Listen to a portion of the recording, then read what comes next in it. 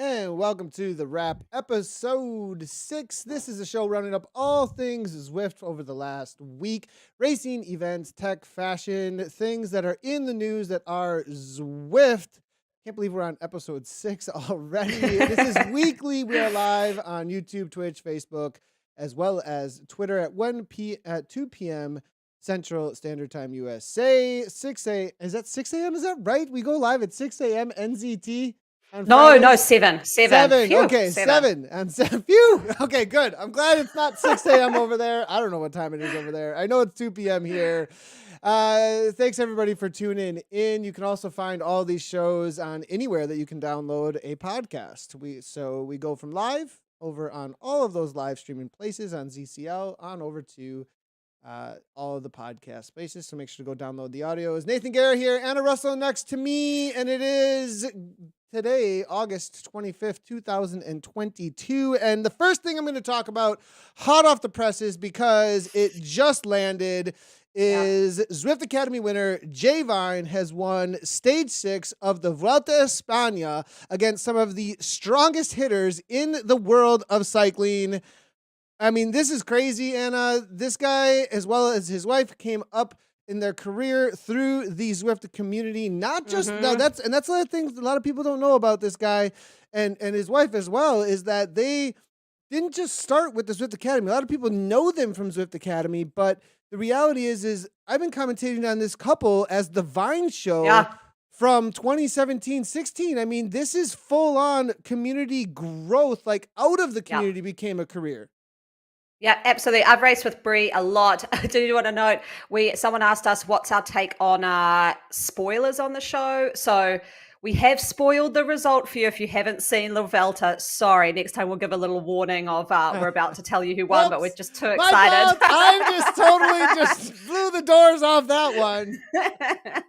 But very, very cool. I pretty much woke up and came straight on the show, so I haven't seen the stage, but I've got it recorded, and I'll be listening to my Lenten podcast today because he's Australian, so he'll be super pumped. But yeah, I can't wait to see. I mean, what was it up against Remco? I mean, geez, that is legit. Remco is Enrique Mas was chasing as well. So yeah, big names. I mean, big names. What does that show? I mean, are we going to start?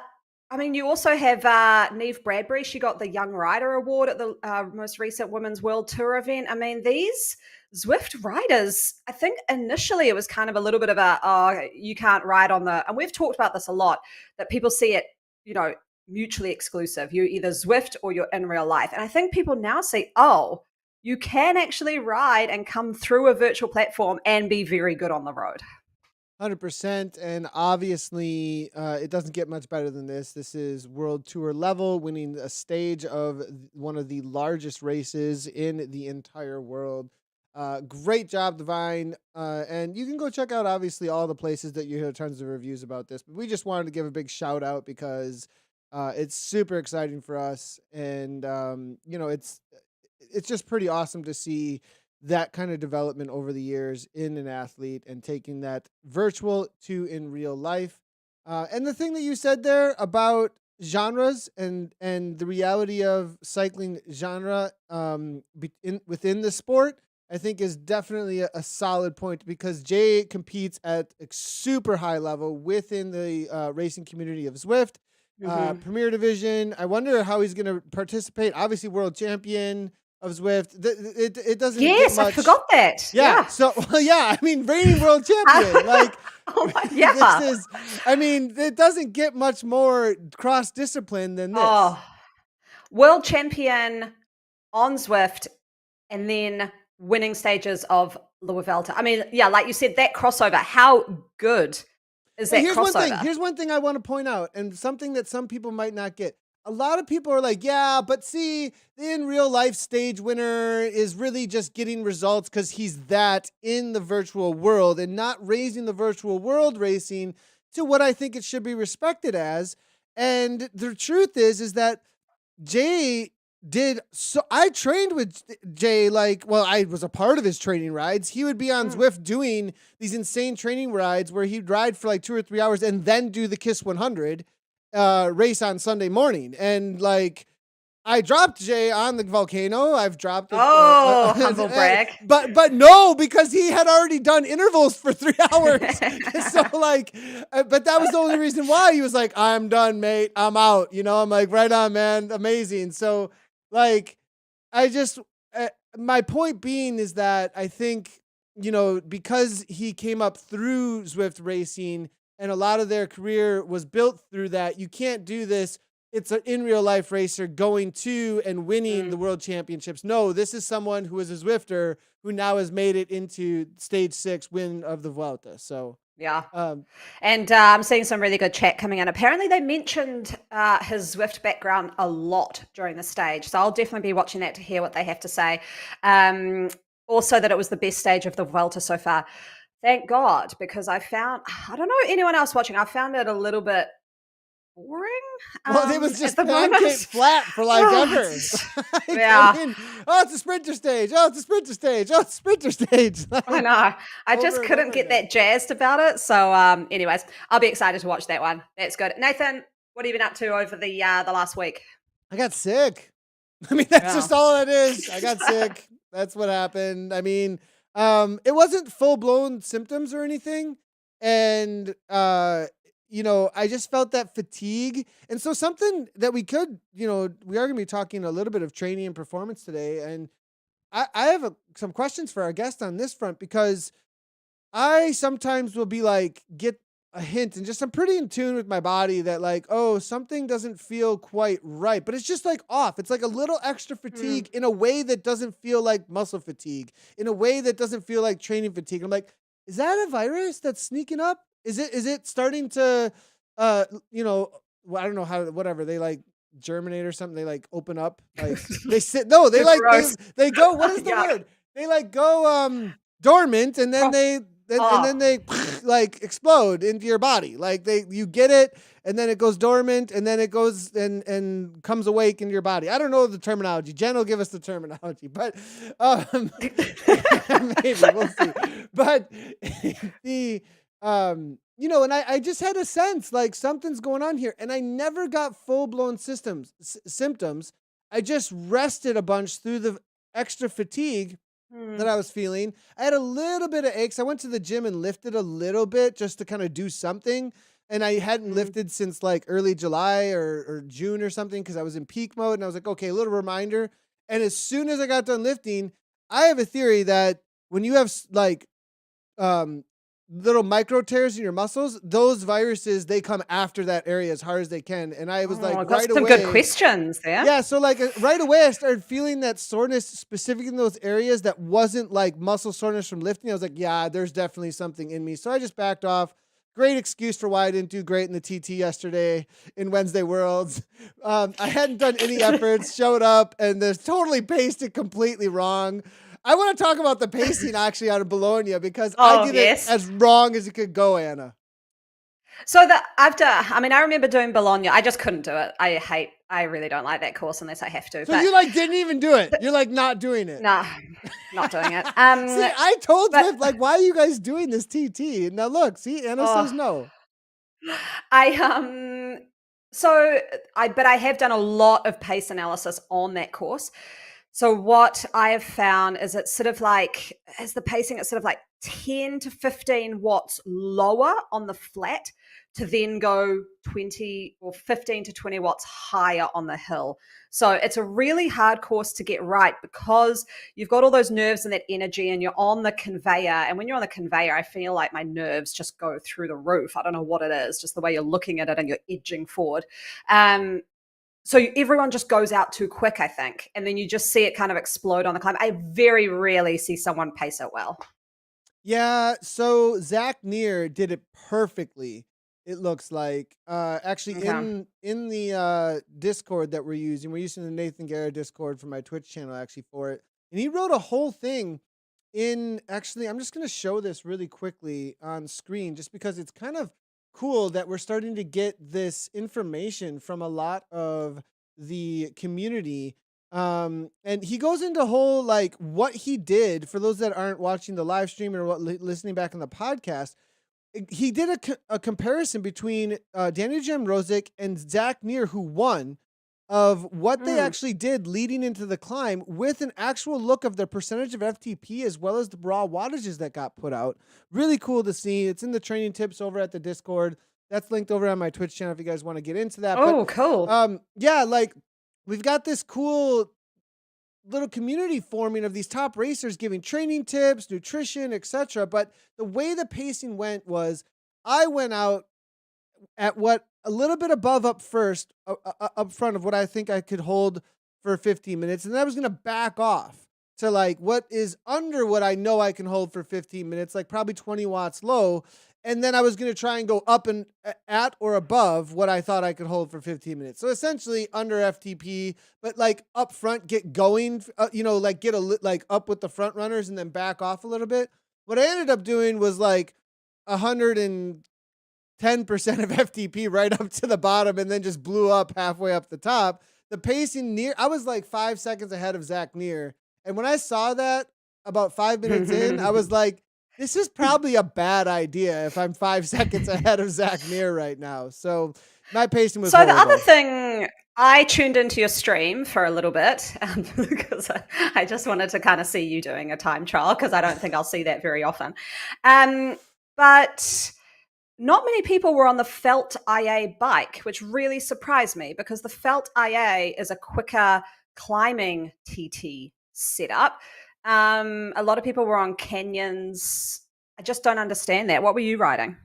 Yeah, I was on the Felt IA. So I actually, at the top of the show, I said, we're going to set up my bike live and I'll buy anything that we need. So Eric was there, Slangy was there, Zwift Insider, and he's done all the tests when it comes to all the bikes. And I was like, Eric, what did you use? And he's like, well, yesterday I did the Felt IA. I was like, okay, how much does it cost? We went in, I think we spent 1.2 million drops, and then we did, and then he was like, all right, I think he did the NV7. It was like 7.8. 7.8. Yeah. That's what, he said NV 7.8 was where it was at. Now, a couple of the other, James Bars was a part of the stream as well from Next Esports. And he was like, within Next, they were all over the place. They were like 3.8, 5.8, which NVs are we going to use? And they, I think, settled on the 5s or something, or I don't know what, not the 7s. It was interesting. I don't know why, but well, it could depend on rider type, right? So like I did a TTT last night, the WTRL one, and we were all on different bikes because I'm better on the hills. So they basically said you need to ride a disc because you need to slow down on the climbs. And then the ones who, have that bigger flat power, they were riding a more sort of climby wheel setup just so that they found the sort of climb part a bit easier. The TTT team I'm on is really tricky because we're at one end of the scale, there's me, climber, and then at the other end there's a C-Cat huge sprinter. So it's sort of like this massive variation in how we ride the courses, which is pretty fun. It makes it entertaining. Yeah, I definitely didn't ride that course correctly though. At the end of the broadcast, if you go back and watch, it was like, that's not how you do this at all. Like it was completely wrong. Aaron Bleakley's in chat actually. I see saying, yeah, Nathan Guerra went out really hard. Like I think I was leading the whole pack up front, like the whole pack of the top Zwifters, and like so that's not the way to do it. Zach Neer did it perfectly. If you go back and watch how he set it up, obviously he's got amazing 5-minute power. He's winning in real life races right now. Yeah. It was fun though because me and Barney were both on stream, and so he's streaming as well to his audience. He's on the Wednesday World stream, and we kind of went head to head a little bit because it just happened to be that way. We didn't do it on purpose, and I was able to catch him right before the line. He gave a little wave like "See you later," like in game. So that was kind of fun. But so that's what I've been up to, and I think I'm doing the TTT tonight actually with. Oh my God, they killed Kenny to get a little bit more in the legs just because it's been so much of a break and I got a race this weekend that I'm kind of like, let's find a little quick fitness kind of a thing. So do you have, so my time trial team on Discord last night, I was lighting up with like all of them having FTP increases. And I'm like, I'm nowhere near an FTP increase. Is it normal to be getting FTP increases on team time trials? I feel that I'm like 1 minute effort, easy. 1 minute effort, easy. I'm like, I don't see any way that my FTP would go up. It's because you started using number 3. You started using first person point of view, and you I could tried actually it. sit in. You could actually sit in, and then you don't have to be working at your FTP the whole time. Oh, yeah. I will. I did the tiny races. And I was like, I will commit to camera angle 3 on one of the races. So I did the last race, and I am not afraid to eat humble pie. It was actually pretty good. Oh, yes, yes! I have so much validation right now. So it took a while to get used to, because at the start I went out and I was like, there's no one. Oh my gosh, have I dropped out? There's no one around, because I couldn't see like anyone, but I was in the front. Yeah, Okay, then everyone came past, and then I went, whoa, this is a totally more immersive experience. Like, it felt like you're just smiling at it felt like you were in there. And I'm not gonna lie, my result on the 4th race was a bit better. I don't know if it was because it was the last one, but I am going to experiment more with camera angle 3. I didn't hate it. It actually felt very different and quite cool. So I will then also, I'll come across the bridge a little bit here and say that there are great situations, though, for using other camera angles for what you're trying to accomplish. Like, if you're trying to accomplish seeing where things are at or whatever, I just really think that when it comes to camera angle 3, first person point of view, I have never been able to ride wheels the way I am with that. Because what do you miss in game? You got no wind. You don't get to feel wind in game, right? The closest way that I can get to depth perception is being as close to the avatar in front of me as I can, right? With my visuals, with what I'm actually seeing. And I'm not sure that without that, you can actually find the place that you need to be. And the other thing is, like, how much is Zwift actually communicating to you better from that first person point of view versus that third person point of view? I wonder, actually, in the back of my head, if the way the pixels are set up for you are even better that way. I don't know. So that's just all conjecture. Anyways, that's why I think I appreciate you trying it out. That's awesome. And I'm so glad you got a better result after using that camera angle. There was actually a lot of comments about it too. Like, somebody was like, we beat you last week in the TTT because we weren't using your camera angle. I was like, oh my gosh, this is getting real. It fired up the community, that's for sure. And I can see how many people are listening to the podcast when I sit in the pens and I'm getting questions about, what does my kit look like? Am I going to be fashion in the field? And then, what camera angle you're running? I'm like, wow. And I think to be honest though, I would use camera angle 3 if I was individually racing.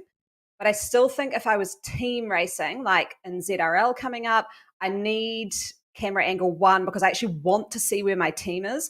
So say I've got a rider who's like, hey, I'm off the back, I've got a draft power up, I'm going to shoot forward. And when you see me coming, get on my wheel. I want to visually see them coming. And I think that's why I'd use camera angle 1 in that kind of team environment. But individual, not so much. I'd have to really agree with that in some situations where I have had trouble. So when I was racing with Oh My God, They Killed Kenny, Boniface, and a few others, we had this really great setup. We were doing the Electric Spirit Co. ZRL preview races. And I remember a few situations where I was trying to set up with them and I couldn't set up with them quite as well without seeing where they were coming from. So I could definitely see that. And I'm wondering if there's a way to get a better, because the best of both worlds. How do I get the best of both worlds? Anyways, that's a really good point, because there were a couple situations where it would have been better to see what was happening with the teams coming that you were working with. So But I do have a question for you, going into a little bit of a topic here. So I've been racing the tiny races in the men Cat A, and wow, it gets pretty fiery in there. So I haven't experienced this before. I've experienced banter, a lot of banter, but this was like shots fired, like open chat, 2 people going at each other, and one of them messaging me afterwards saying like, yeah, sorry about that, but I get really fired up about da da da da da da. So I won't mention names, but I do want to know what you think of the strategy that they got fired up about. So I'll call them Rider A and Rider B. Rider A had broken away in a group of, say, 3 or 4. Rider B broke away from the chasing pack, caught. As soon as he caught that front pack, he sat in on the back of the pack. Now, Rider A didn't like that. He wanted him to, when he had that momentum, pull through and go straight to the front and start dragging that front pack away. I mean, I I don't know. I feel Wait, like they if got I mad just at each caught, other about this? yeah, really mad. Like swearing at each other and stuff? Like, I mean, Well, I don't like, think they weren't swearing, but it was like you should have pulled through that stupid what kind of real. And then the other one coming back saying like, I'm not going to pull through. Like, why would I do that? Or like quite at each other and like, I don't like that style of racing. That's I was like, whoa, okay. that's But I pretty was okay. thinking, So I got to be honest, Anna. Like, that sounds like a couple of guys kind of getting a little bit antsy compared to the things I've seen in like a Kiss 100 or like in, I mean, like, because the moment you get like, because that's like, they weren't, because right away I was like, okay, somebody was talking about faulty setups or something. Because like, as moment that the questioning of my ability in cycling comes in, whoo, you better watch out, man. The guys will.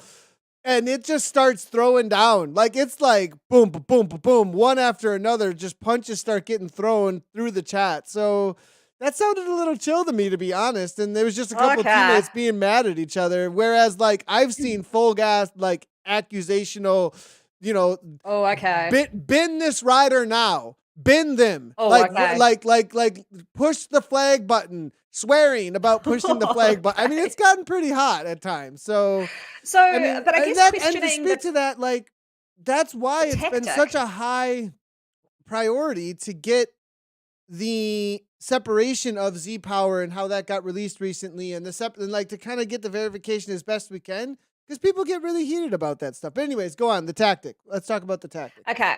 So there's a bit of chat coming in around the tactic. Some people saying it's negative racing, but I've got to say, if there's a group in front and I've just sprinted to get onto them and not bring the pack with me, so you've got to go up to like 7-8 watts per kg to get up and not drag everyone. I need my like carrot at the end of that effort is as soon as I get there, I can draft and sit in the pack and recover.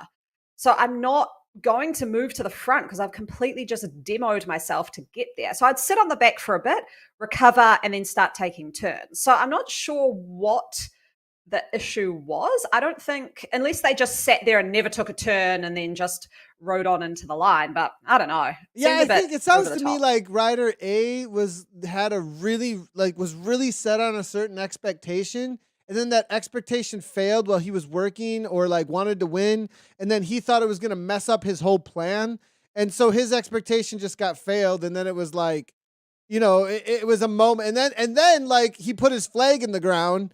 And now his flag is in the ground, right? And it's like, okay, now I got to stick by what I said. And it just kind of snowballs from there in the argument, I think, that's what that sounded like to me. Yeah, I mean, I was struggling off the back of the pack, really. I found riding with a group of men, when there's only sort of like 25 of them, man, I was at threshold the whole time. So I was just watching the sort of chat laughing as I was dying my way into the finish line. But anyway, I've seen the chat come in and I kind of think most people agree, give the person, even though technically it would benefit that front group a bit more to carry the momentum through, lift the speed, and then take your break. If you've really pushed to get to that group, I think they deserve, 10 seconds rest and then start taking turns. So yeah, I don't think there was anything wrong with that tactic at all. Yeah, I think it's totally fine. Completely fine as far as that goes. So tiny races, it sounds like you're up to.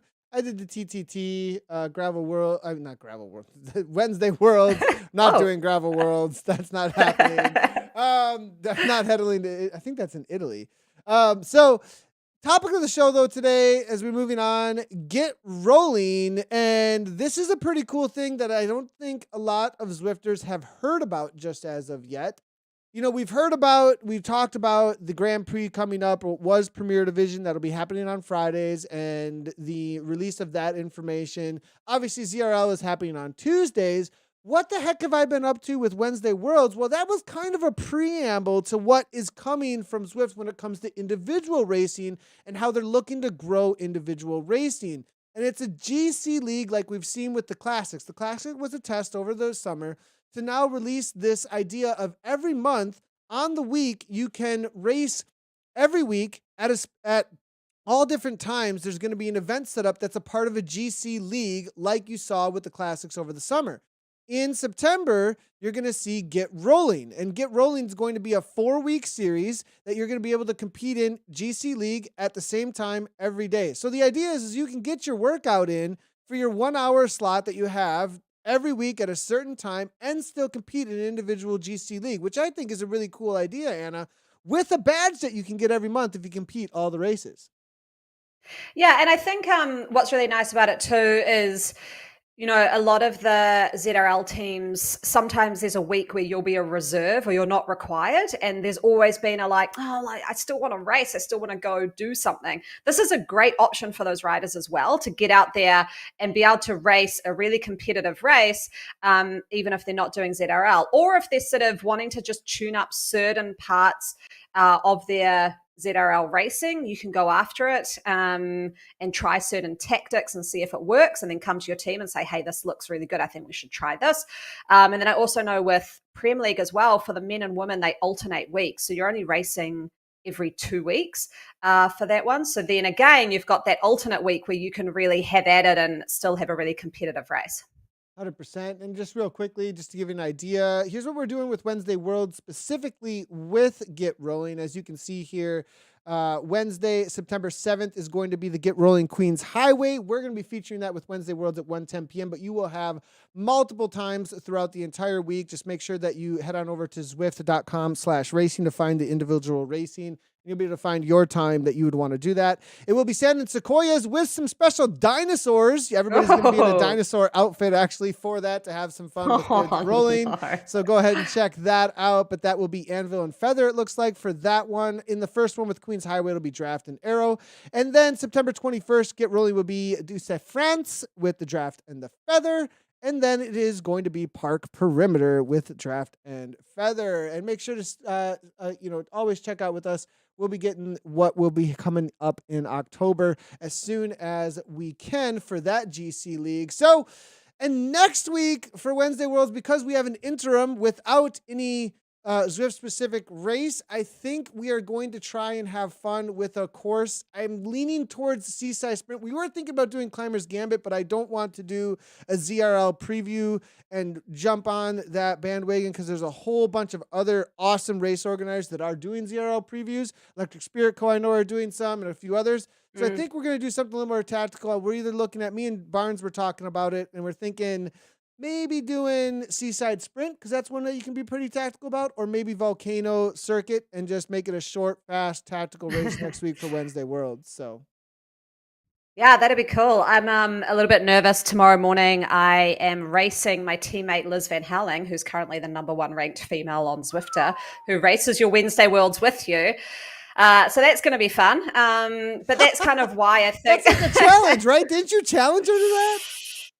Well, I've challenged her, but I mean, I'm nowhere near her numbers, so it'll be fun. But yeah, Innsbruck Ring, I think that has become one of my favorite race courses. That one, now that it's a timed QOM segment and you can finish at the top of that QOM, that one where you do laps and then finish at the top of the climb is probably one of my favorite race courses at the moment, because when it used to finish, at its regular banner, it was just a bit, you'd attack on the climb because it had that big descent. Like, no doubt everyone would catch back on. Then you've got 2 kilometers of flat to the finish. So I kind of was always like, oh, this isn't as fun. Whereas, yeah, finishing at the climb, that's totally changed that race course for me. I'm loving it. See, for me, I like them both a lot because you come over the top of the leg snapper, and I feel like you can get super tactical at the end of that course. Now, I do like just the full. Here's how I feel about the leg snapper is because it can be a finish or a KOM now. It does make it an effort where people will go all in. Where I feel like over the top of the leg snapper in the past, because we know what's coming later, people just never went all in on it. They were like, oh, it's not going to separate. Oh, it's just going to come back together on the fast descent with those who can make it over at a certain speed. So it's kept it a little bit more chill. Whereas like we set the KOM on Innsbruck Ring because I think for Strava, because everyone went all in, where most people hold back because they know what's coming later. So that's kind of cool about that change up as well. Yeah, I liked that for sure. That was a a cool addition to the classics racing at the end of that season. And then I'm quite excited for Get Rollin'. I don't know. I guess Get Rollin' means most of them are kind of undulating courses. That's the idea. That right? Yeah, that's the idea behind it. You know, I would like a little bit more than just a badge. Like what? Like let's just real quickly, just a bunny trail, like badges. Like what? Like what?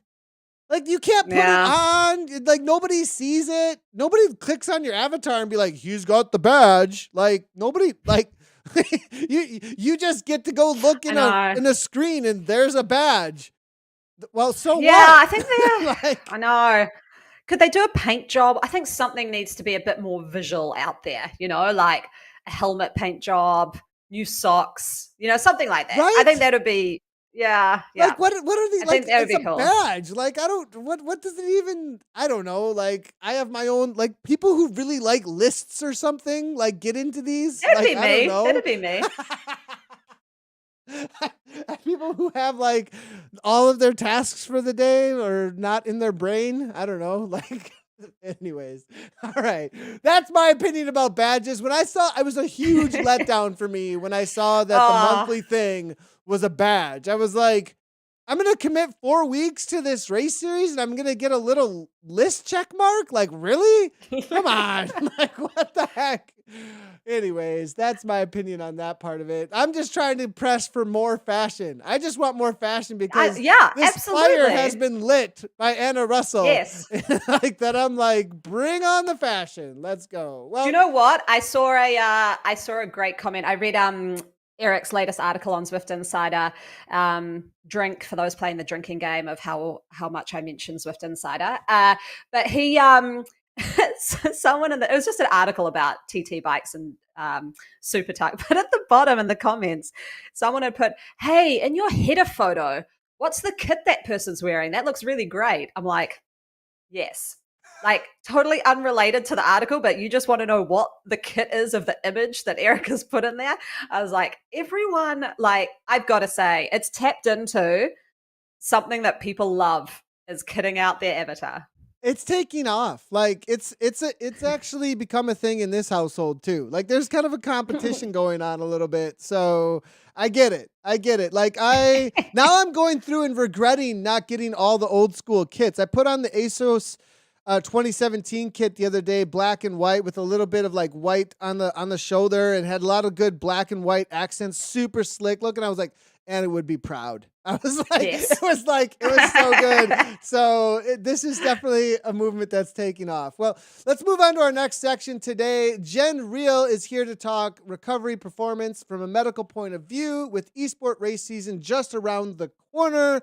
Dr. Jenn Reel, who you'll also probably know as an avid and amazing Zwift racer. Jenn Reel has been a part of the Zwift community for a really long time. Actually, one of the first people that I think I've ever commentated on from the women's side of things, because you were a part of, Jenn, welcome to the program, first of all, and you've been a part of this from pretty much the get-go as far as women movement goes. Jenn, you want to give us just a little bit of history with Zwift, as well as why do you have doctor in front of your name? Hi, well, you're making me feel old. Oh, I'm sorry.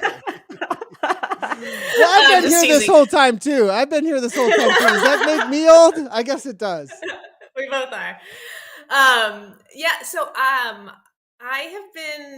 got into Zwift, I think 2017, right around the start of the first Zwift Academy, but not early enough to actually get into it.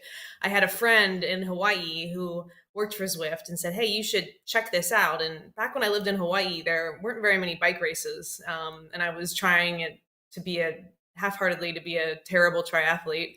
So, I got into Zwift and it kind of all snowballed from there. I mean, back when I started, we didn't even have women's only races. They didn't even have numbers, to tell you where you were in the race. So like every race was just like chaos. And it was kind of fun.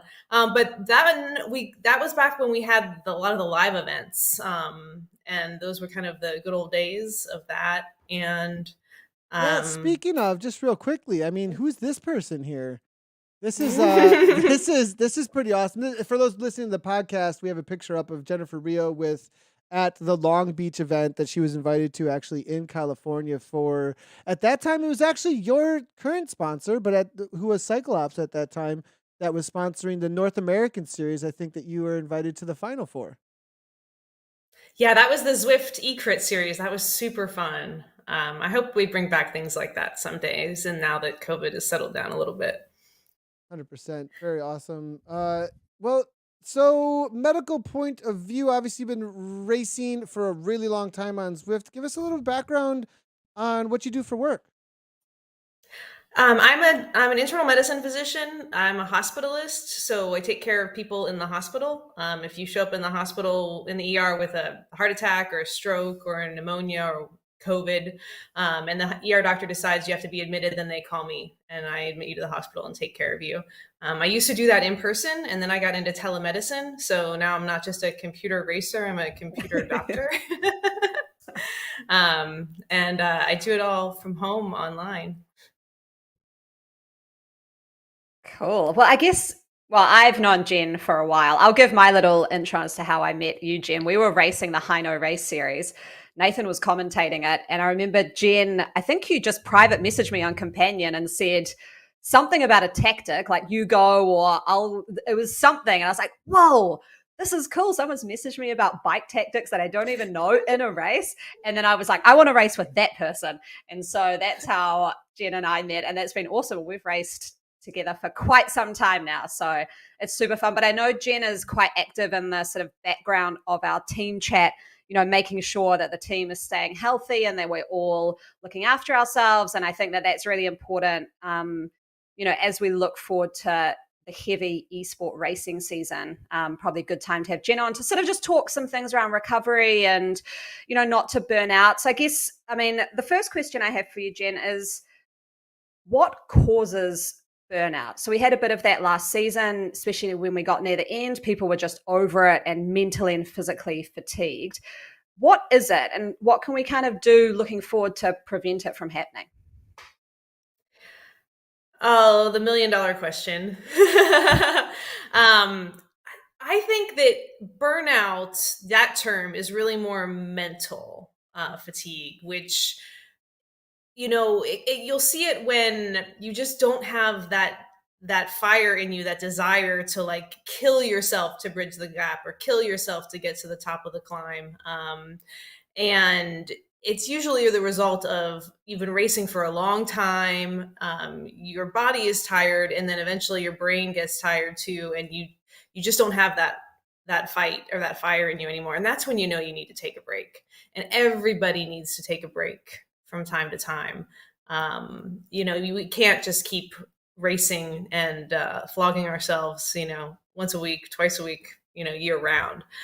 So the most important thing to prevent that is having balance in your life and balance in your training and fitting in those rest weeks, giving your body time to rest, relax, down regulate the nervous system, is super important.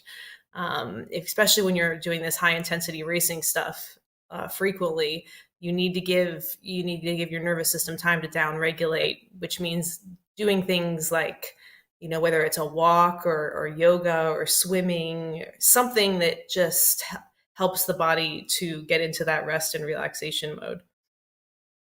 Okay.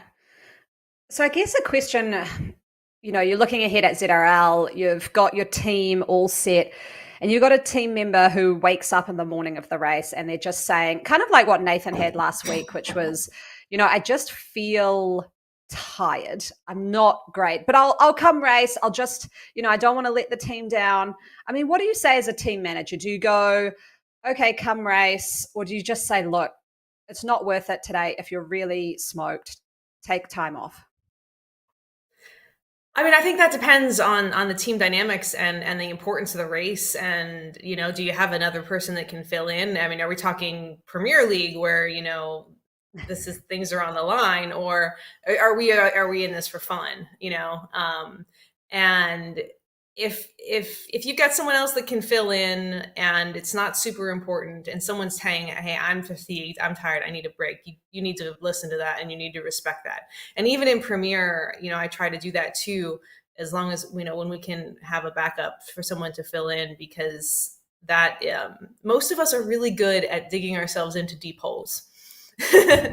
And if someone's starting to realize that, that props to them, and you need to listen to that.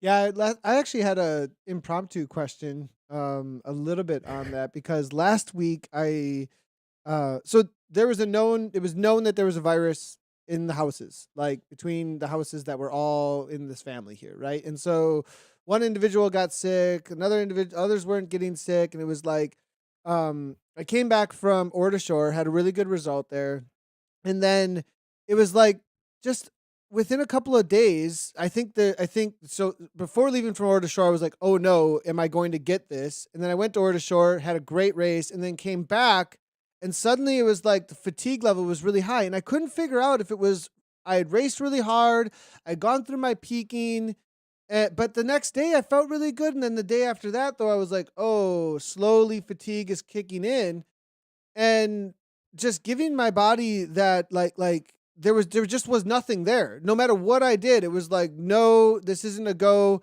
And the signals for me was like anything that got even into aerobic, immediately I was breathing heavy, heart rate's elevated, and it just felt like I just wanted to go lay down, like immediately. And instead of pushing through, because in the past I would push through and just force myself, I said, I'm going to listen to my body, and I'm going to, until this fatigue feeling goes away, or at least give it a week or so, I'm going to just back off, because I don't even want to get symptoms. And I took care of my body, and the only symptom I ended up with throughout this whole thing was fatigue, instead of getting something and usually my lungs are actually, I know, are super sensitive. And usually anytime there's a virus in me, I end up with a lung infection.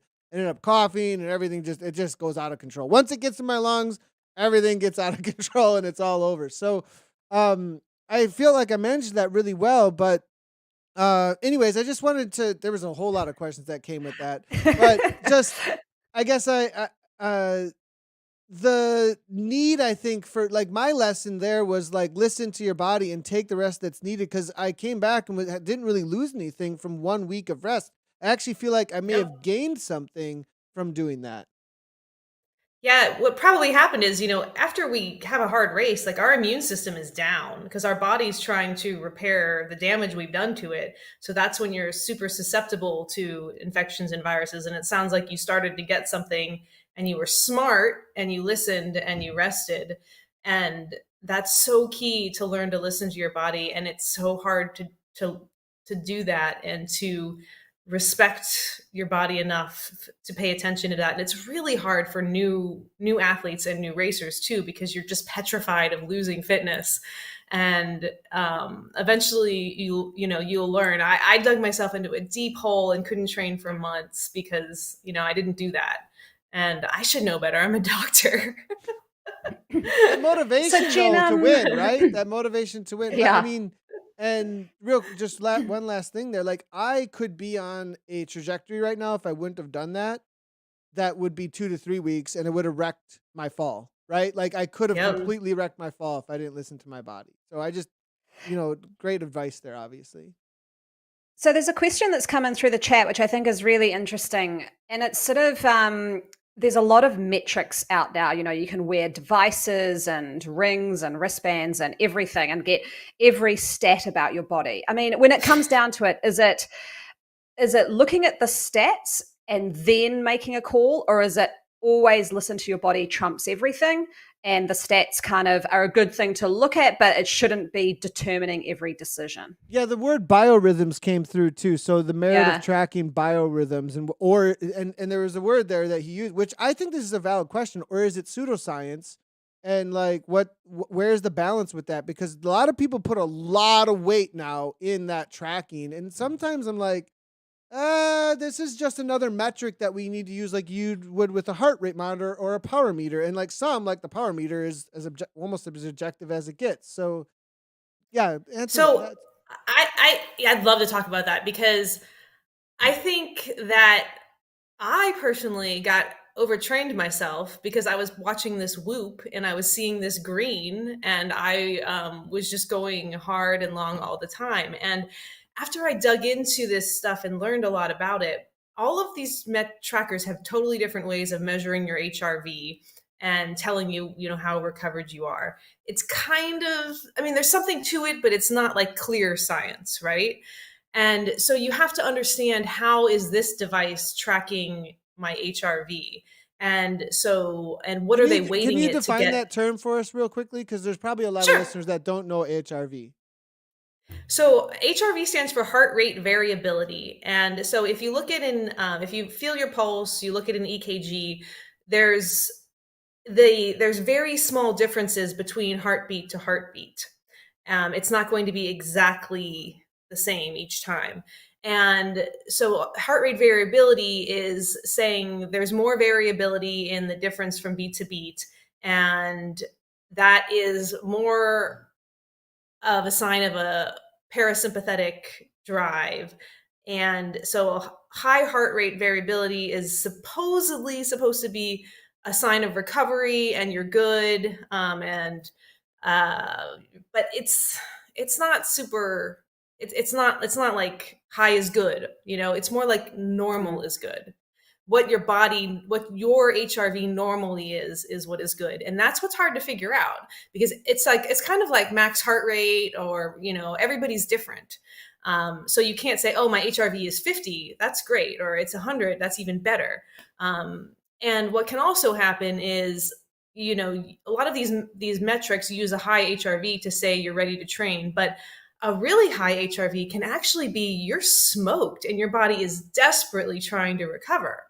So those numbers can be useful, but they're not useful in a silo. Like, it has to be combined with how are you feeling. I actually, honestly, I got away from all of it. I tried like the Whoop. I have like the HRV on my Polar Watch, and I occasionally look at it, but I don't do any of that because I feel like it does, unless you're using it in combination with how you're feeling, it can cause more problems. Can I just speak to that Yeah. alongside of heart rate monitor? Because I want to compare it to the use of a heart rate monitor because I use my power meter as my power meter and my RPE, rate of perceived exertion, in workouts are my highest level, right? Like how because I have so much experience. Now, somebody who doesn't have a lot of experience in working out or in cycling or a high level of working out and isn't like have a lot of history in their mind and in their feelings about what am I feeling right now, their RPE scale, it's not going to have a really good baseline, right? You're not going to have a really good idea of where things are at. So maybe using a power meter and a heart rate monitor is going to be tools that are going to get you closer to understanding how you're feeling and what's happening with how you're feeling. For me now at this point in my racing and my training, I use heart rate monitor as like second or third on the line of what are my metrics I'm using to understand how I'm doing. Right now, it's RPE next to power meter are my highest level of objective tools coming at me from my perception of the world of what I'm doing in my training. And then I'll add heart rate. And then like for me, HRV and things like that kind of come in at that third or fourth or fifth. Like I can't really figure this out. Let's see how this thing's telling me as just another tool. But I, like you said, I wouldn't call it pseudoscience. I would just say it's another metric to go, where are things at? But how high can you put it on that objectivity metrics? I think it's kind of pretty far down the line, in my opinion. Yeah, I agree. I think it can be useful to help you learn to listen to your body, but you have to really understand, what are you measuring, how is it being measured, and what is the score that you're looking at. The one, actually, if someone really, if they say, I want to do this, I want to look in the HRV, I would use the HRV for Training app, because that's the one that I think does the best job of measuring your normal and saying normal is better, not higher is better. Okay. I've got to kind of follow up that with the heart rate stuff. So I don't use any metrics outside of when I'm looking at the screen on Zwift and I can see my heart rate. So I kind of, that's the only time I see any metric. But when people have been watching my stream, and I'll say here, it's usually my parents, and they'll message me afterwards and say, is that safe? Your heart rate was really high. And I guess I have a question, and I kind of just go back and I'm like, yeah, it's fine. Like, it's okay. But my question was really around like, the racing on Zwift is short and intense and hard. And if you want to win or be getting a lot of points, you've got to make the break, and you're often pushing, beyond limits to get there. And yes, your heart rate goes really high. I mean, I come from an endurance background where your heart rate stays, pretty steady, but for long times. This is short times, but really spiky heart rate. I mean, is it dangerous? I mean, are we damaging our bodies, or is this okay? I don't think it's dangerous. I mean, honestly, like I was thinking about this a lot lately with the athlete's heart and athletes getting arrhythmias and atrial fibrillation, and I was thinking, because you brought up the idea, is Zwift more of a problem than kind of traditional endurance cycling? And there's so little. I mean, there's just such a new field and the research is very slim, but I actually think Zwift is probably better than the 10-hour endurance ride in terms of danger to your heart, and long-term consequences. So I wouldn't worry about my heart rate's going high, I'm maxing it out, for a short time. I think it's more of the chronic long-term exercise, the hours of 20-30 hour weeks that are more damaging to your heart. Or someone who just got in and is doing 10 to 15 who's not used to this at all and just overtrains themselves because they don't have that efficiency that they're used to in endurance. Because there is a great comment coming through from Michael Vaken saying Zwift is something really addictive, high danger of overtraining with all those everyday races. So that's a great point that you made. 100%. Like if you're racing every single day over and over again and not taking that break, I've seen a lot of Zwifters get burnt out. And next thing you're like, where did this Zwifter go? Like what happened? It happens all the time. People just disappear, because the Zwift eats them up and spits them out because they were racing every day, and you can get away with that for a while. You can get away with it for a long time if you're 20 years old. You can get away with it longer if you're a man, but eventually you're going to get in trouble somewhere.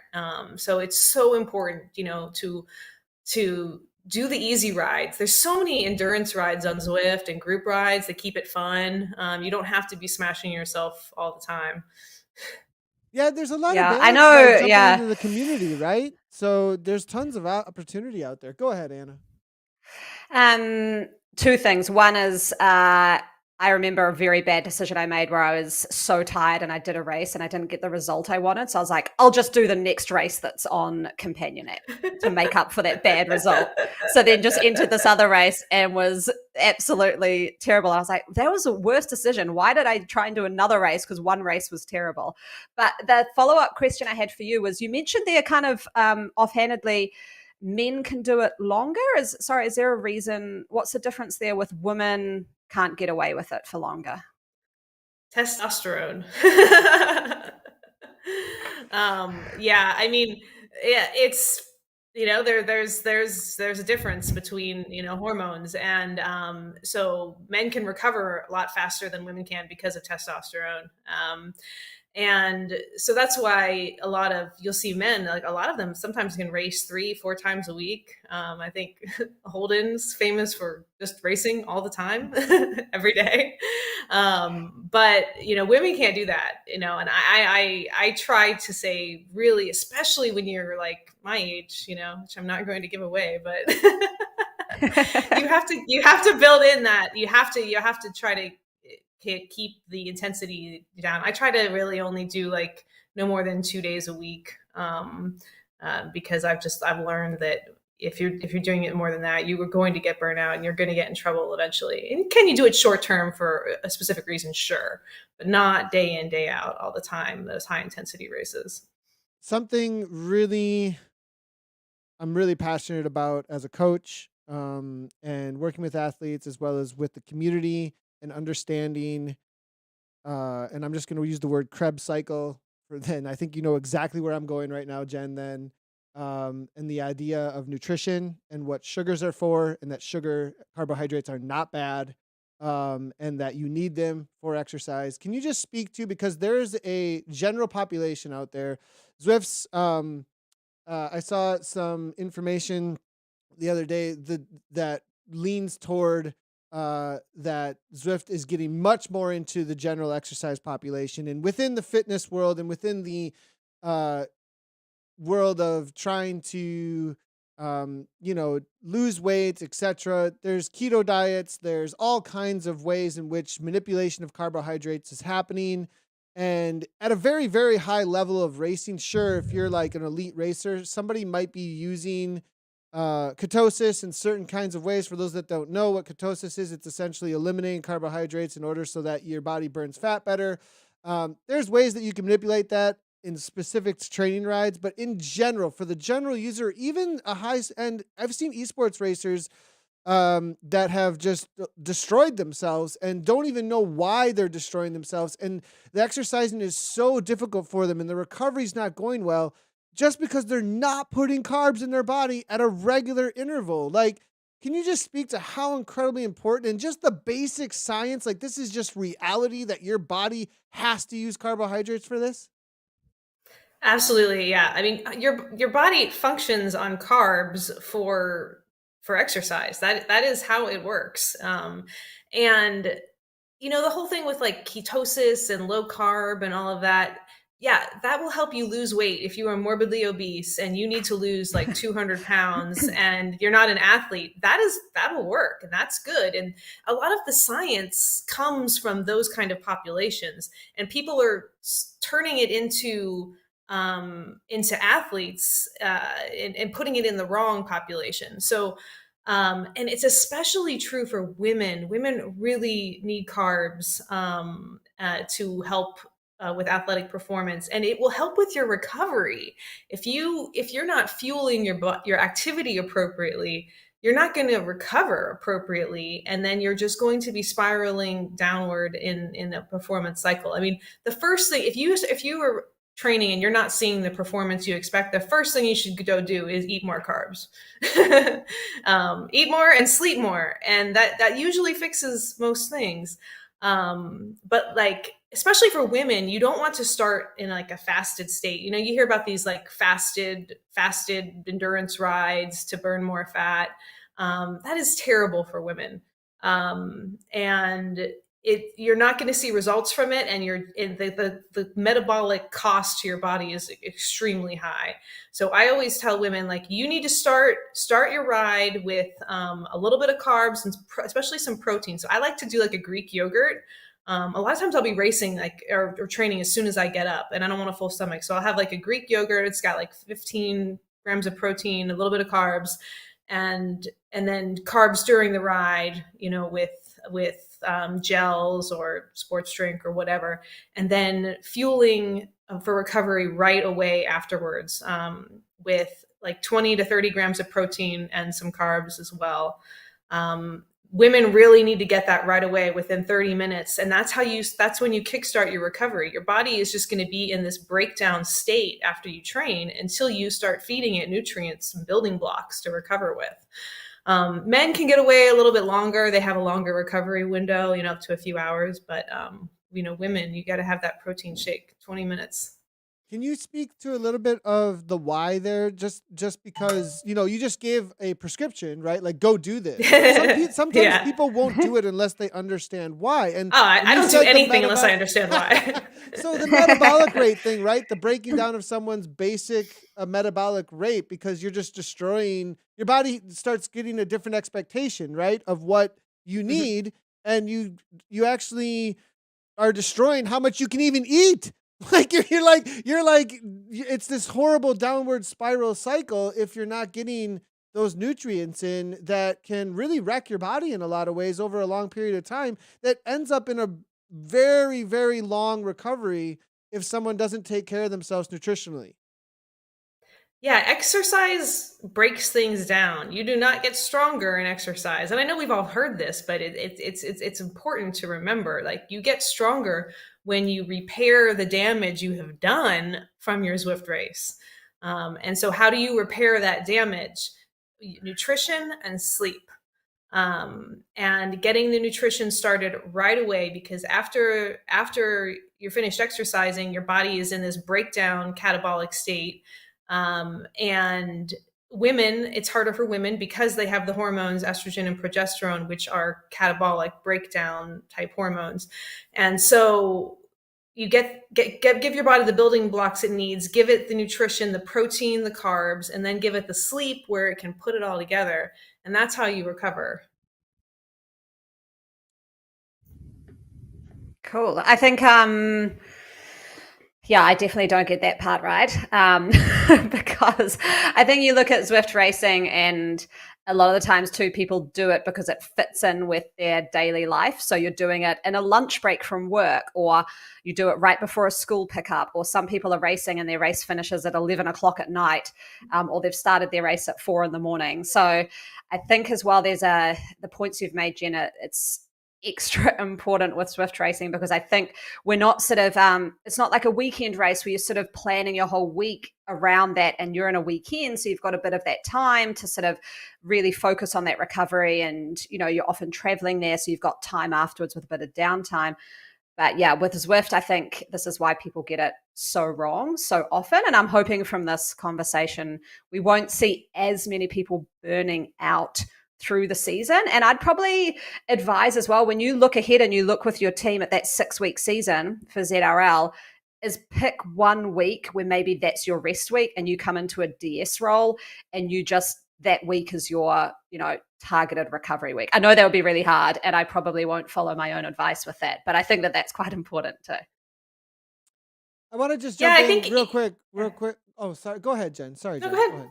Oh, sorry. Oh, Just I wanted was to just jump gonna say in. that you. I'm jumping all over each other. So on that recovery thing, I'll go ahead and just on that recovery thing. Also, my experience in trying to be a weight weenie, right? Like, we want the lightest bike as we could possibly get. Every single gram matters and all this stuff.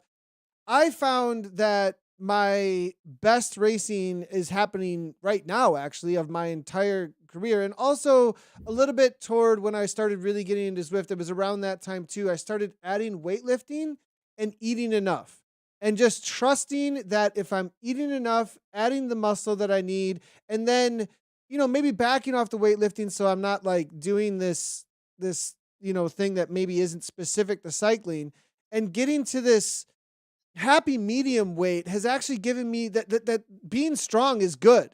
And that I think this idea of, taking it off your bike is okay. Taking too much off of your body though, and being too concerned about that, because there is a reality that the watts per kilogram number on Zwift can freak us out, right? And all these people want to get super light to have a better watts per kilogram and end up hurting their power and their body. So that was the last one I really wanted to get at a little bit, because we're talking nutrition, and this is just a reality, I think, within the Zwift world and the racing world of like, don't hurt your body through this lack of nutrition because you're so focused on the watts per kilogram, where it actually might make you weaker and not stronger, where you could have saw a better payoff with strength.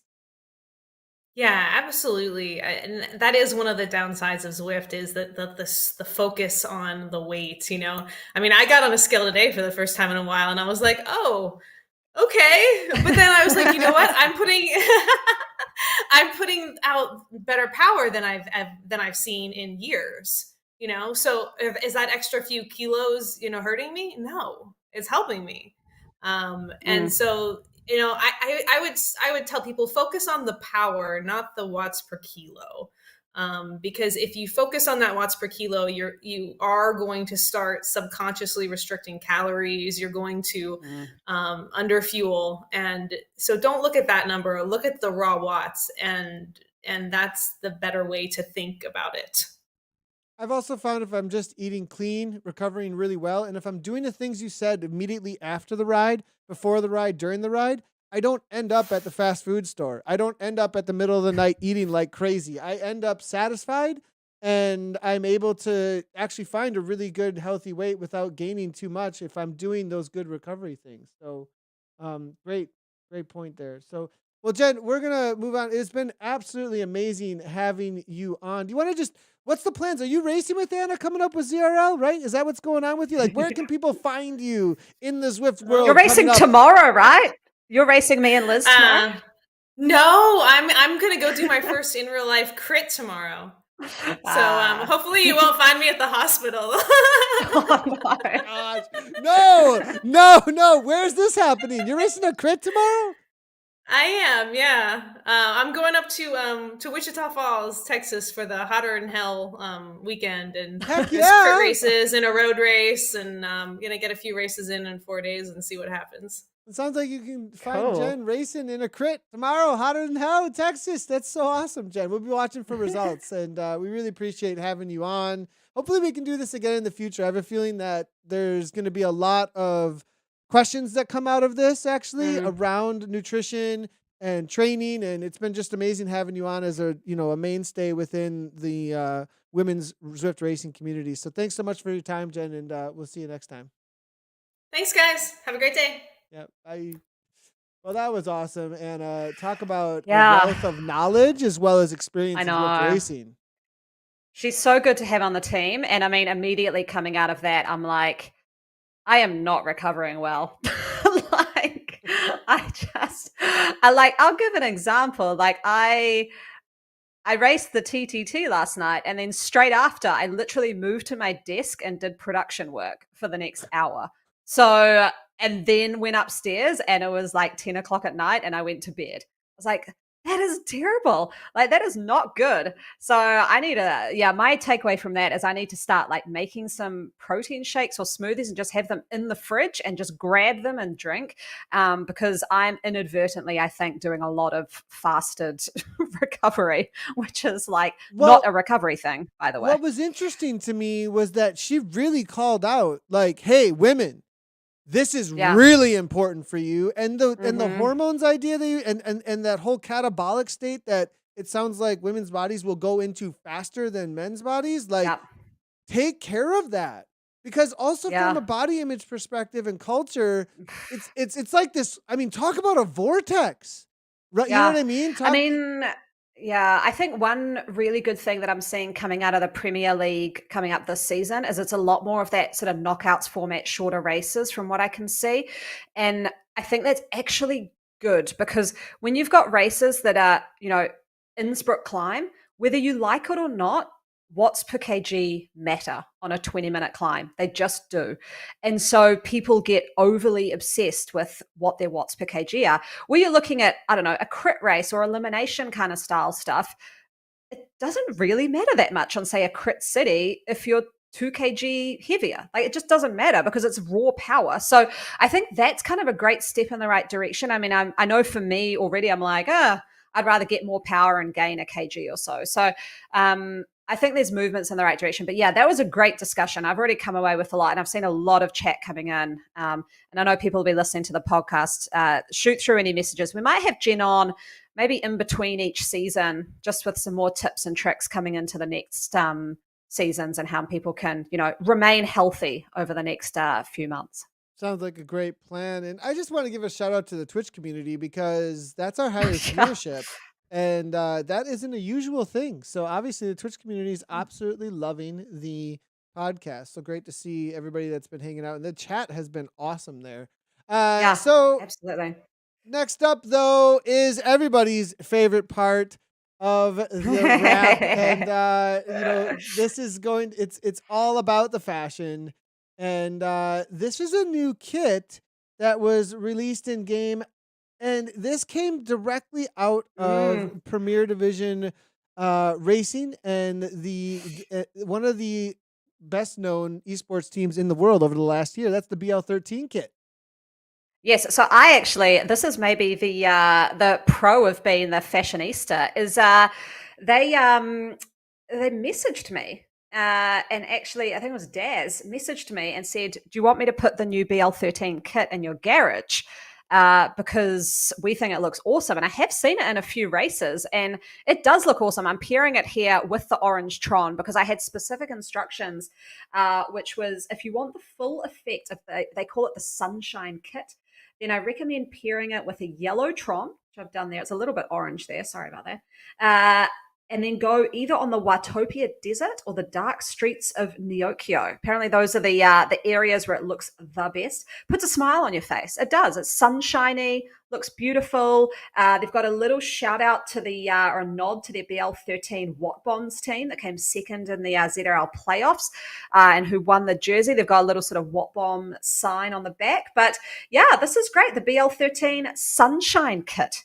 It's been a great addition to my garage, and I like it. I'm not always a huge fan of orange, but I like its kind of it's block color too. It's not a fade, so it's yellow, orange, darker orange, reddy color. It's not a typical fade, so it does stand out quite well. Yeah, and the Watt Bomb idea coming from them as well as their tactics, they are known for having some of the funnest all-in tactics in the world of Zwift racing. So if you haven't seen some of the past broadcasts for BL13, or there are some that are coming up and BL13 is going to be in that race, definitely check it out because they always throw down. They are not afraid to take some risks, and they've been showing up to Wednesday Worlds actually. So I really appreciate their whole team showing up and putting me through the ringer, actually. The ringer? Yes, they have been. They've been doing exactly what Wednesday Worlds is all about. Well, Anna, you also have added this new feature in the last couple of weeks called the Garage Pick. What's going on here with this KDX AR35s?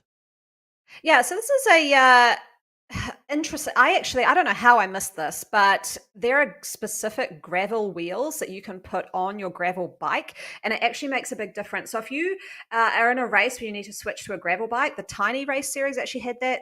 Race number 3, you kind of had to switch. There is a massive time benefit to running these specific gravel wheels. They're really inexpensive. I think they're about 12,000 drops. I went with the KDX AR35s. So what you'll immediately get put on is the Zwift gravel if you don't have specific gravel wheels. And in the jungle circuit, those gravel wheels from Zwift are, 20 seconds slower than these KDXs. 20 seconds. Yeah, so Zwift Insider had speed test results, right? Yeah. Yeah, right that's it. So you can see there, 14.15 for the Zwift gravel wheels versus 13.56 on that course in jungle circuit. So anytime you need to be switching to gravel bike, make sure that you've got gravel wheels because otherwise it'll just auto-select those Zwift wheels. So little note there, garage pick, go get some gravel wheels because I'm sure there must be some gravel coming up in the latest ZRL, so you're going to need these. Yeah, great point there, Anna. Absolutely love it. And KDX AR35s as well as it looks like the reserve 25 GR wheels, but the pick here is the KDX AR35. That's a huge gain. 20 seconds is a lot of time. I mean, yeah, a lot. Huge amount of time. So definitely check out the gravel wheel specific. What's cool about that is, a lot of times people jump on a gravel bike and they're like, oh, I'm done. Just jump on the gravel bike. It's over. No, there's more to do now. Yeah. There's more to do now. So pretty interesting on that front. Well, something that we're adding this week is This Week in the Team Time Trial. One thing with the Team Time Trial that we found really interesting is that Anna races the Team Time Trial before me, and so she can give me all the tips about what I got to do with my race later tonight at 8 p.m. because the TTT, the Team Time Trial happening every Thursday, is a worldwide event that goes on over a 24-hour period. That means Anna, since she's in the future, gets to give us the preview of what the course is like. Exactly. I did it last night and short. It took our team, who's a mix of sort of me and then a bunch of B and C men, took us about 40 minutes or just under. So it's pretty short. 3 laps of Watopia hilly route. So you've only got that one climb Reverse, each time, right? which is reverse? Yeah, reverse. Yeah, okay. Yes, you got that really steep. That's a reverse, right? Yeah, the really steep bit that rounds off to the right and then pretty much flattens off and stays at around 2%, 3% up until the banner. And then that steep downhill, which if you read Zwift Insider, you cannot super tuck on a TT bike. The best option you have, if you actually stop pedaling, you're going slower than if you just keep around 50 to 80 watts. So do a soft pedal on the downhill. Is that true? Yep. Yeah, that's true. Go read the article. Interesting, because we were in a chat and he was like, so someone thought that the code was still there and you just don't see it. But it sounds like they actually did a test and it's like, no, like you need to keep pedaling. Yep. Yep. So you need, Okay. there's no stealth super tuck on the TT bike, and you need to go in and do a little bit of pedaling. So I did that No last night stealth and that super worked tuck. well. No Yeah. self. Okay, I need that info because I would have not. I would have been. Yeah. Oh man, I had a horrible experience last week. I tried swapping at the last minute and it stayed on a Tron, and I just hung on the back of Oh My God, They Killed Kenny all around the Flatland Loop last week. I just sat there trying to hang on TT bikes that were all drafting on each other on a regular bike. It was a very difficult experience. I got an okay workout, but that was Nice. all that ended up happening there. Well, this week in the TTT, And also last thing quickly here, last week's results. It looks like Relentless Anarchy, who is actually an espresso team, took out Eat Dirt Animales. Your boys, the NZ Bro, Pekka Pekka, are there up toward the top. So that's the situation from last week for the top results coming out of the general classification. It looks like course records are getting smashed, though, mostly, except for one interesting thing. Wahoo Lacole Atolls held on, even though we wow. have this swap to the TT bikes. So within the women's Vienna Espresso, we need a little bit more competition, it looks like. Interesting enough. Yeah, that's pretty impressive. They've managed to stick that out. That's I mean, they're an amazing TT team, so that's probably why. But yeah, that's good to see the results there. And yeah, records are dropping like flies every week, so get amongst it. Well, the last thing, real quickly, Zwift rankings, something else that we're adding to the podcast. Where are things at when it comes to those within the top 50? We'll talk about a little bit, just real quickly, who is the top ranked esports racers, men and women currently. And this guy's been sitting at the top for quite a long time. Simon Nordvald Svensson for Callus SRT, Callus Esports, they've been around, pretty much one of the first esports teams that launched way back, I think 2017 or so, maybe a little bit after that. Callus has put together some of the best community race series also that we've been covering actually here on Zwift Community Live way back in the day. So good to see that Simon's been really focused on this. But currently, John Bruin is hunting him down with a rider I don't know from TMR. It looks like Jean Kamatora is also right there.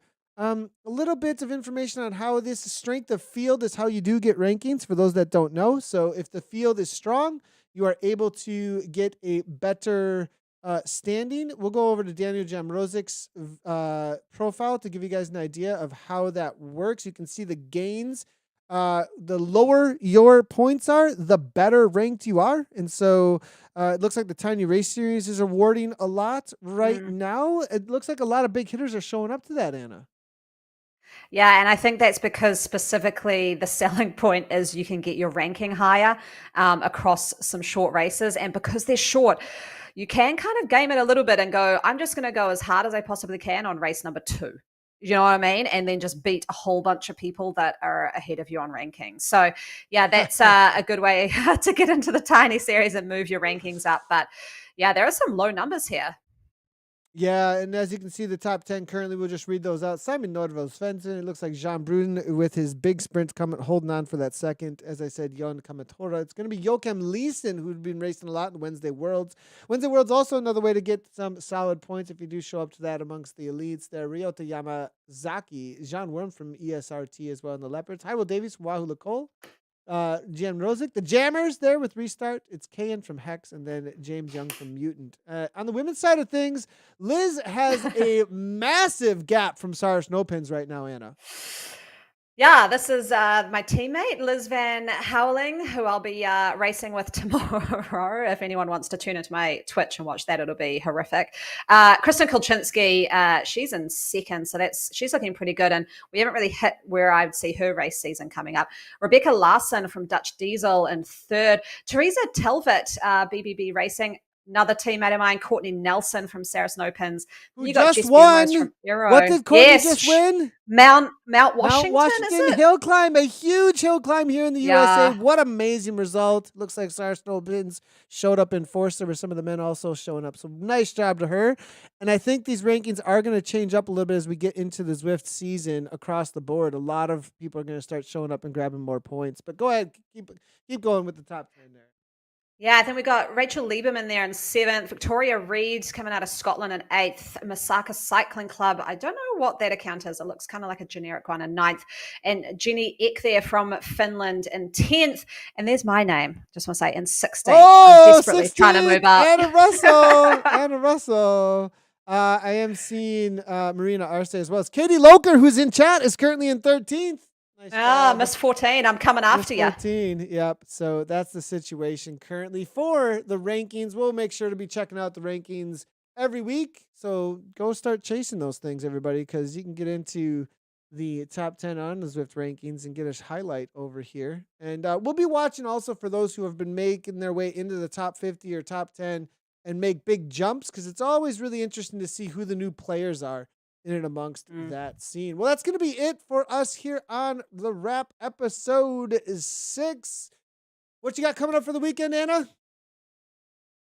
Oh my gosh. Well, I've got that. Yes, I'll say it again. The Innsbruck Ring circuit with Liz tomorrow, trying to hit my all-time best power numbers. And then I'll be heading off for a run. And then I actually I don't know if I'll do Tiny, because I'll probably be totally wrecked after yesterday. So probably won't do Tiny on Sunday. And then actually the next couple of weeks, I've got 2 Everesting focused workouts to do. Thanks to Aaron Bleakley, PC Yoda. Going to be doing 2 reps up Ventop on Thursday. And then the week after I'll be doing, so low cadence, high power kind of efforts. So I'll do those and force then work. Ooh. yeah. So that'll be fun times. What about you, Nathan? Last Wars race of the season, and since I am on the mend from the sickness, I will be doing that. And I think my daughter, I'm going to try and convince her to do maybe Junior Elite, which is a step up in category. We'll see how that goes. We've got the ALZ ride this weekend, though. That morning, we actually are doing the broadcast on Sunday morning, so check out the ALZ ride. Jump in there, maybe make a donation. We're trying to end Alzheimer's disease, so ALZ, awesome that they're part of the Zwift community. I am not doing tiny races. I will be doing the TTT tonight. And next week, we're going to have a fun Wednesday Worlds. So be on the watch out for announcements about that. We'll put that out on the social medias. We're going to try and have a super tactical race. I think Seaside Sprint's what we're going for. And then obviously looking forward to get rolling. So that's it, everybody. Thanks for tuning in to the Wrap episode number 6. If you're just tuning in, make sure to find this on all places you can download a podcast. And we'll see you next week for episode number 7. As always, right on.